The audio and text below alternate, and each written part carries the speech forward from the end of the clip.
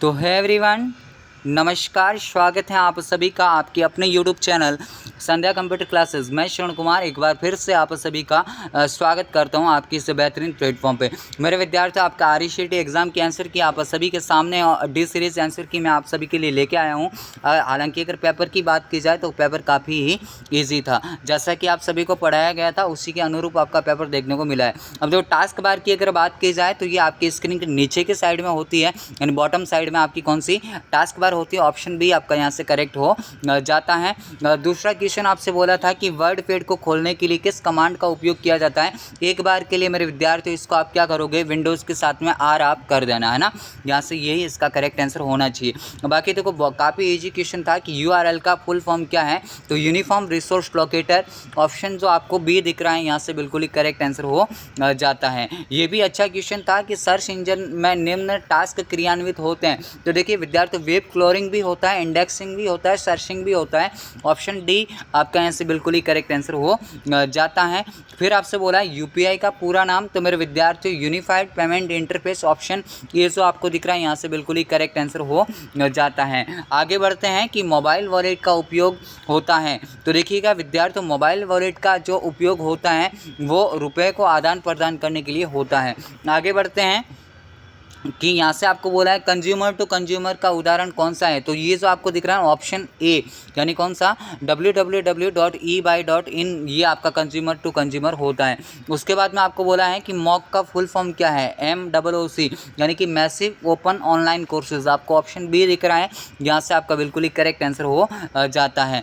आगे फिर क्वेश्चन बोला है कि EPDS से संबंधित क्वेश्चन है, इसका मुख्य उद्देश्य। तो मेरे विद्यार्थियों, आप सभी को पता रखना है कि आपको जो कम रेट पे क्या है अनाज उपलब्ध करवाना इसका मुख्य उद्देश्य होता है। आगे बढ़ते हैं कि प्रशासनिक सुधार विभाग किससे संबंधित है। तो जो RTI है ये आपका यहाँ से बिल्कुल ही करेक्ट आंसर हो जाता है, RTI है ना। ऑप्शन बी जो है यहाँ से एक बार के लिए आप इसको करेक्ट आंसर मान लेना। फिर आपको बोला है कि वेब पोर्टल के द्वारा ई-मित्र सर्विसेज क्या है। तो मेरे विद्यार्थियों, ई-मित्र से ये सारी की सारी आपको सुविधाएं दी जाती हैं, तो ऑप्शन डी यहाँ से करेक्ट हो जाता है। फिर काफ़ी ही इजी क्वेश्चन था कि इनकम टैक्स रिटर्न फॉर्म भरने के लिए बार बार आपको बताया है कि आपको किस किस की आवश्यकता होगी इनकम टैक्स रिटर्न भरने के लिए। तो मेरे विद्यार्थियों, एक तो आपको बैंक स्टेटमेंट की भी आवश्यकता होगी या फिर डायरेक्टली आपको फॉर्म नंबर 16 की आवश्यकता होती है। पिछले वर्ष का रिटर्न कॉपी भी आवश्यकता होती है। तो ऑप्शन डी आपका यहाँ से करेक्ट हो जाता है। आगे बढ़ते हैं कि IRCTC का फुल फॉर्म क्या है। तो Indian railway catering and tourism corporation है ना, ये करना आप। कॉरपोरेशन कहाँ पे लिखा हुआ है, catering and tourism corporation, option C यहाँ से आपका करेक्ट हो जाता है। आगे बढ़ते हैं कि निम्न में से कौन सा मोबाइल ऑपरेटिंग सिस्टम नहीं है। तो आपको बोला मोबाइल ऑपरेटिंग सिस्टम, तो डॉस नहीं होगा, MS DOS नहीं होगा, ऑप्शन ए। फिर आगे बोला है कि मोबाइल में गूगल प्ले स्टोर का उपयोग किया जाता है। तो विद्यार्थियों, गूगल प्ले स्टोर का उपयोग तो नए एप्लीकेशन को इंस्टॉल करने के लिए किया जाता है। आगे बढ़ते हैं कि क्विक एक्सेस टूल बार के लिए किस ऑप्शन का उपयोग किया जाता है। तो भाई सारे के सारे इसमें होते हैं, ये सारे के सारे आपके ऑप्शन डी यहाँ से करेक्ट हो जाता है। फिर आपसे बोला है कि फाइल का अधिकतम कैरेक्टर हो सकता है, तो 256 आपका यहाँ से बिल्कुल ही करेक्ट आंसर हो जाता है। आपसे बोला है नेक्स्ट क्वेश्चन की जब एक टैब की को दबाते हैं तो कितने स्पेस एंटर हो जाते हैं। तो ऑप्शन ए जो है आपका करेक्ट हो जाता है। फिर आपसे बोला है कि MS वर्ड में क्लिप बोर्ड में Ctrl+X दबाने से, तो Ctrl+X तो कट के होती हैं, तो कट आपको कहीं भी ऑप्शन दिया हुआ नहीं है, तो उपरोक्त में से कोई नहीं। फिर आपको बोला है कि हाइपर लिंक के पोर्ट्स होते हैं, तो वेब पेज के एड्रेस भी हो सकते हैं, ईमेल एड्रेस भी हो सकता है, और कोई दूसरा लिंक या टेक्स्ट मैसेज भी हो सकता है। तो ऑप्शन डी जो है एक बार के लिए आप यहाँ से करेक्ट कर सकते हो। बाकी जो है विस्तृत आंसर की सर आपके सामने लेके आएंगे, तो एक बार आपको वापस बता देंगे, है ना। एक्सेल वर्कशीट में रो तथा कॉलम की जो संख्या होती है, ऑप्शन ए हालांकि 576 होनी चाहिए, बाकी इन्होंने 575 वाला एक ऑप्शन दिया है, तो ये आपको बिल्कुल ही करेक्ट आंसर हो जाता है। फिर आपके सामने जो नया क्वेश्चन है कि माइक्रोसॉफ्ट एक्सेल के एक सेल में रख सकते हैं। तो भाई आप सारी की सारी बातें यहाँ से करेक्ट हो जाती है। नंबर भी हो सकता है, टेक्स्ट भी हो सकता है, फॉर्मूला भी हो सकता है। आगे बोला है MS एक्सेल में सेल के कंटेंट के फॉर्मेटिंग के लिए कौन सा ऑप्शन चूज़ किया जाता है। तो विद्यार्थी यहाँ से जो है फॉर्मेटिंग करने के लिए क्लिपबोर्ड ग्रुप का उपयोग किया जाता है। आगे बोला है कि MS एक्सेल के में कौन सा चार्ट नहीं बना सकते, तो 7D चार्ट नहीं होता, बाकी पाई, एरिया, स्टॉक, ये सारे के सारे होते हैं जो आप सभी को अच्छे से पता है। पावरपॉइंट 2010 में फाइल मेन्यू को यह भी कहते हैं तो विद्यार्थियों बैक स्टेज व्यू इसको बोला जाता है। क्या बोला जाता है? Back stage view. ये काफ़ी इजी क्वेश्चन था। पावरपॉइंट 2010 में फाइल का एक्सटेंशन तो .pptx यहाँ से आपका करेक्ट विकल्प हो जाता है।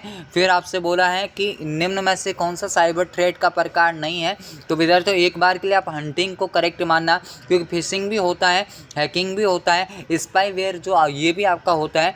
हंटिंग मेरे ख्याल से यहाँ से नहीं होना चाहिए।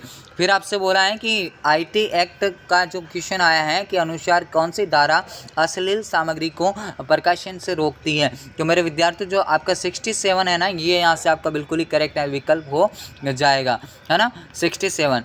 उसके बाद में आपसे बोला है नेक्स्ट क्वेश्चन की MS आउटलुक 2010 मुख्यतः निम्न में से क्या होता है, तो ऑप्शन डी यानी कैलेंडर भी इसमें हो सकता है, टास्क मैनेजर, कंटेंट मैनेजर, ये सारे के सारे होते हैं। उसके बाद में आपको बोला है कि ईमेल लिखने के लिए शॉर्टकट की कुंजी, तो बार बार बताया था Ctrl+Shift+M हमारी फैकल्टीज़ के द्वारा। ये सारे के सारे क्वेश्चन मेरे विद्यार्थियों आप सभी को करवाए थे।